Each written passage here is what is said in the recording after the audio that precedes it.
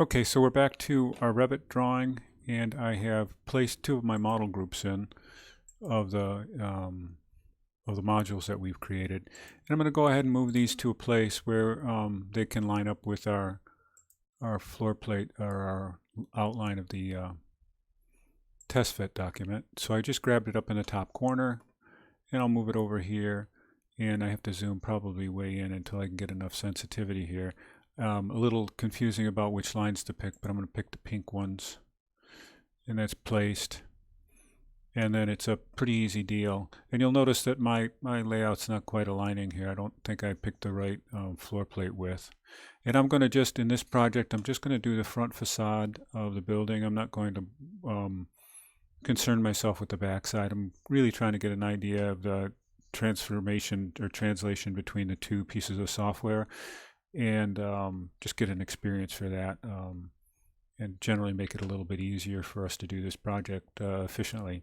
So I placed those two modules, and I can go ahead now and just use a copy function, and I'm going to move 16 feet on module because I've got 8-foot units, and I should have set that on multiple, so I could move that over a couple of times.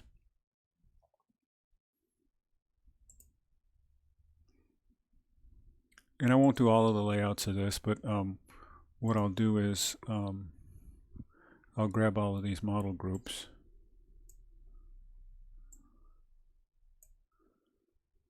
and I'll copy them down to here.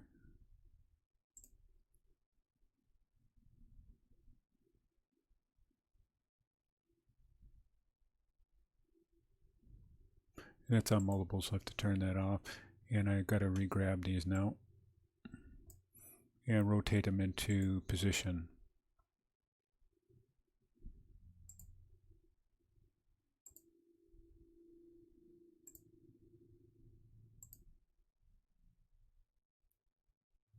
And these were placed on level 2, and I probably didn't make that exactly clear. So if we were to take a quick shot of this,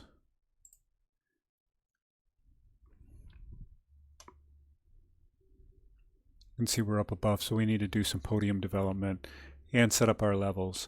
And I'll kind of go through and talk about a little bit of that for doing the final site setup for this project in the next clip. So it's relatively easy to move these around, and in my case, the layout has only a few 8-foot modules in this floor plate. So, all right, so we'll pick up. I'm gonna actually, this is probably, we're only 3 minutes into this.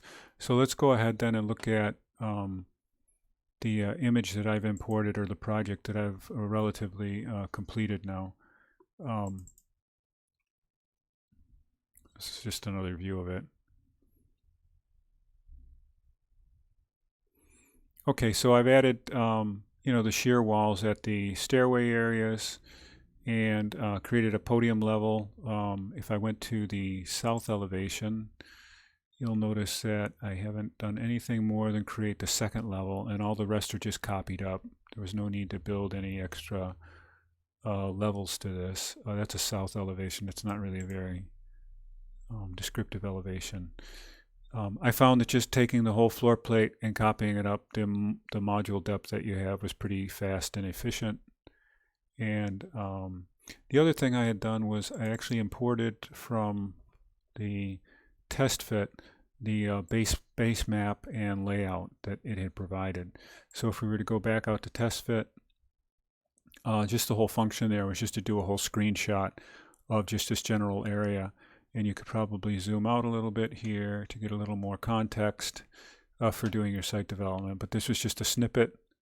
And then I went ahead and inserted that into the Revit document in a specific site that had the image on it. So then I could do the layout of the roads, some of the existing buildings. You probably know the drill better than I do. And then I placed some kind of context materials here and experimented with the idea of the necessary shear walls and how those would affect the appearance of the overall look of the building. And I was relatively happy. These modules aren't the most sophisticated, but I was relatively happy with the way the final look came. So I'd expect you to put a couple of views of this and some other things onto one of our normal sheets for the submittal. And I'll maybe take a look at putting one of those together. And no, I'm actually not going to bother. I'd rather see you go ahead and lay that out. Just lay it out in the standard horizontal layout sheet for this course. So I hope you enjoy this, and I would also like during your submittal for you to write a paragraph kind of describing the your feelings about the activity. You used an automated piece of software and then just combined that to do facade work. And if we just take a minute and look back at TestFit, we get a whole lot of wealth of information off of this. So if I went to the development editor, there's a lot of information that's already in the expenses, layouts, the number of units, the net rentable areas, the mix of the units that we have. So there's a whole pro forma of the project. So when many scenarios are involved, this is a really powerful tool for that part of the design development that architects typically only peripherally participate in. What I think going in the future will happen is that this idea of placing the actual unit or the facade element to the face of the TestFit document will happen with just some kind of a script written in Dynamo, where it allows you to define your units coming in from TestFit and then place the Revit group element or whatever on this facade. So it would be possible for us to have a site developed and then multiple buildings quickly populated to give variations on what the schemes would look like in a physical model. So I think there's a lot of potential for this this product to become a significant piece of equipment in your toolbox. So I hope you have fun with it and create an interesting drawing that you can put into your portfolio and kind of describe the activity. And in a presentation sheet that you make, you might want to include TestFit screenshots. Maybe I'll put together an overall view of that as I'm talking about it. It might make sense. So we'll pick that up in the last video.